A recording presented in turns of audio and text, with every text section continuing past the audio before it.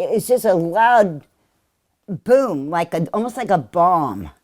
You know, I didn't think of it being a tree. I couldn't think. At the moment, all I could think of was her safety. First thing I yelled was her name and said, "Madison, are you okay?" And then she screamed and said yes, and she was in tears, frantic. She was just scared to death. Last night we were asleep and just heard a big bang. Thought a transformer had went out because we've heard those go off before, but there was also, like, the house also rumbled and the dogs were starting to bark and go crazy. So we got up and we looked and we're like, there's nothing, just power's out. And so kind of normal, but then we saw that there was some tree debris on the front porch, and then we went out and investigated more, and this.